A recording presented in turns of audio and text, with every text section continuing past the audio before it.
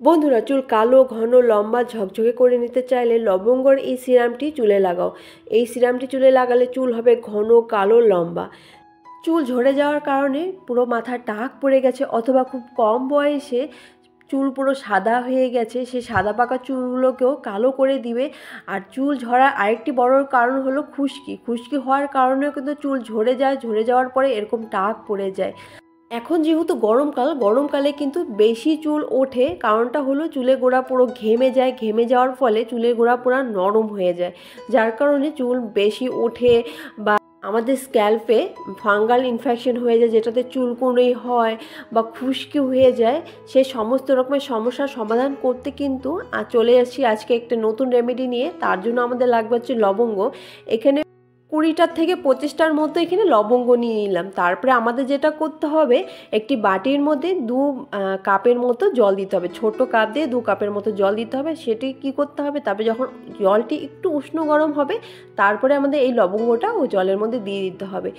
লবঙ্গ আমাদের চুলের জন্য ভীষণই ভালো হয়। চুলের গ্রোথ বাড়াতে সাহায্য করে, চুল কালো করতে সাহায্য করে, ঘন করতে সাহায্য করে। আর হ্যাঁ, চুলের রিগ্রোথ যেটাকে বলে, চুল মানে আমাদের অনেক সময় আশাই ছেড়ে দিই যে হয়তো চুল কখনো গজাবেই না, সেটাও কিন্তু নতুন করে চুল গজাতেও কিন্তু সাহায্য করে। তারপরে লাগবে হচ্ছে এখানে তেজপাতা। এখানে 3 থেকে 4টা তেজপাতা নিতে হবে, খুব ভালো করে ধুয়ে পরিষ্কার করে তারপরে এখানে 2 টুকরো করে দিয়ে দিতে হবে। তেজপাতাও কিন্তু আমাদের চুলের জন্য ভীষণই ভালো। চুলের গ্রোথ বাড়াতে সাহায্য করে, চুল কালো ঘন বা কোনো রকম ফাঙ্গাল ইনফেকশন থাকলে সেগুলো কিন্তু কমিয়ে দিতে সাহায্য করে। তারপরে এটাকে নেড়ে চেড়ে আরেকটি ঢাকনা দিয়ে ঢেকে দিতে হবে। মাত্র 2 মিনিটের মতো ঢাকনা দিয়ে ঢেকে নেওয়ার পর তারপরে দেখবে কালারটা না পুরো চেঞ্জ হয়ে গেছে। এই তেজপাতা আর লবঙ্গর যে পুষ্টি গুণগুলো আছে সেগুলো সম্পূর্ণভাবে জলে চলে আসছে। তারপরে একটু আঁচটাকে একটু বাড়িয়ে দিতে হবে। বাড়িয়ে দেওয়ার পর তারপরে আমাদের যেটা করতে হবে, এটাকে নিভিয়ে দিতে হবে। তারপরে আবারও একটু ঢাকনা দিয়ে ঢেকে রেখে দিতে হবে যতক্ষণ না পর্যন্ত ঠান্ডা হচ্ছে। মাত্র 5 মিনিটের মতো এটি কিন্তু একটু ফুটাতে হবে। যতক্ষণ না পর্যন্ত 2 কাপের জল মানে 1.5 কাপে পরিণত হচ্ছে, ততক্ষণ পর্যন্ত কিন্তু এটাকে ফুটিয়ে যেতে হবে। যখন সম্পূর্ণভাবে ঠান্ডা হয়ে গেছে, তারপরে যেটা করতে হবে, আমাদের এই সিরামের জলটিকে আলাদা করে নিতে হবে। এই জলটি আলাদা করে নিতে হবে। তারপরে তেজপাতাগুলোকে আলাদা করে নিতে হবে। তেজপাতাটা যেহেতু এটা ব্যবহার করা হয়ে গেছে, এটা আমাদের ফেলে দিতে হবে, কোনোই কাজে লাগবে না। কিন্তু লবঙ্গটা আমাদের কিন্তু কাজে লাগতে পারে। এটিকে লবঙ্গটাকে আলাদা করে রেখে দেওয়ার পর তারপরে এটি কিন্তু, এখন যেহেতু গরমকাল প্রচণ্ড পরিমাণে রোদ ওঠে, তো রোদে এটা শুকিয়ে তারপরে কিন্তু রান্নার মশলাতে এটি তোমরা ব্যবহার করে নিতে পারবে, যেহেতু লং ছাড়া এখানে অন্য কিছু দেওয়া হয়নি। আর এই সিরামটি তোমরা 1 সপ্তাহের জন্য তৈরি করে কিন্তু রেখে দিতে পারবে। দিনে 2 বার করে এটি ব্যবহার করবে। এটি ফ্রিজেও রাখতে পারো অথবা ফ্রিজের বাইরেও রাখতে পারো, কোনো রকম সমস্যা হবে না। তারপরে এটি একটি স্প্রে বোতলের মধ্যে কিন্তু আমাদের ঢুকিয়ে রাখতে হবে। যে কোনো স্প্রে বোতল, অথবা তোমাদের কাছে যদি স্প্রে বোতল না থাকে তাহলে তোমরা যেটা করতে পারো, যে কোনো একটা ভালো পরিষ্কার কাচের কৌটো অথবা প্লাস্টিকের কৌটো হোক, রেখে দিয়ে তারপরে কিন্তু ব্যবহার করতে পারবে। এই সিরামটি ব্যবহার করলে অনেকের চুল পুরো টাক পড়ে গেছে মাথায়, হ্যাঁ, কোনোভাবে মানে চুল উঠছে না, গ্রোথ হচ্ছে না, সেটাও কিন্তু মানে চুলের গ্রোথ বাড়িয়ে দিবে। তারপরে চুল ঘন করবে, কালো করবে, কোনো রকম মাথায় ইনফেকশন থাকলে পরে সেগুলোও কিন্তু কমিয়ে দিবে। তোমরা যদি ধৈর্য ধরে কিন্তু এই উপায়টি তোমাদের ব্যবহার করতে হবে, যে 1 দিন 2 দিন ব্যবহার করলেই যে হয়ে যাবে তা কিন্তু না। তারপরে যাদের স্প্রে বোতল নেয় তারা কিন্তু এরকম তুলোর সাহায্যেও কিন্তু মাথা ব্যবহার করতে পারবে। এরকম ছোট্ট একটি তুলো নিয়ে নেবে। নিয়ে নেওয়ার পর তারপরে কিন্তু আমাদের মাথায় এরকম সীতা কেটে কেটে আমাদের কিন্তু মাথার গোড়ার মধ্যে লাগাতে হবে, স্ক্যাল্পের মধ্যে এটি লাগাতে হবে। খুব ভালো করে এভাবে কিন্তু লাগাতে হবে।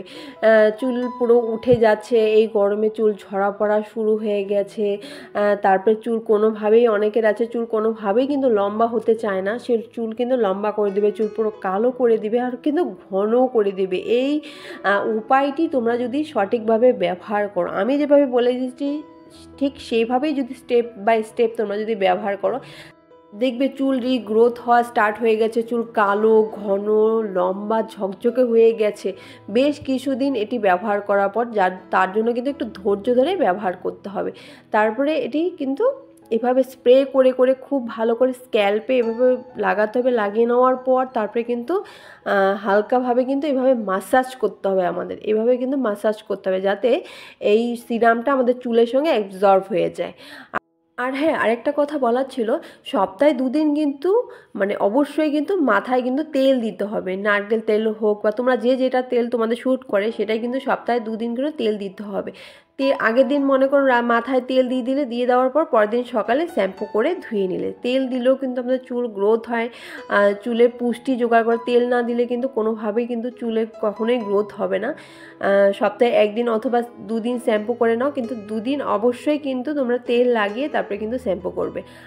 আর এই সিরামটি তোমরা দিনে ২ বার করে ব্যবহার করবে, সকালে একবার, রাতে একবার। অনেকে ভাবতে পারো যে রাতে ব্যবহার করলে ঠান্ডা লেগে যাবে, যেহেতু এটা লবঙ্গই আছে এটার মধ্যে, অন্য কিছু নেই, তো কোনোরকমভাবে ঠান্ডা লাগার কোনো চান্সেস নেই। তারপরে যেটা করতে হবে, এভাবে খুব ভালোভাবে লাগিয়ে নেওয়ার পর চুলটা একটু আঁচড়ে নিতে হবে। আঁচড়ে নেওয়ার পর তারপরে চুলটি বেঁধে নিবে।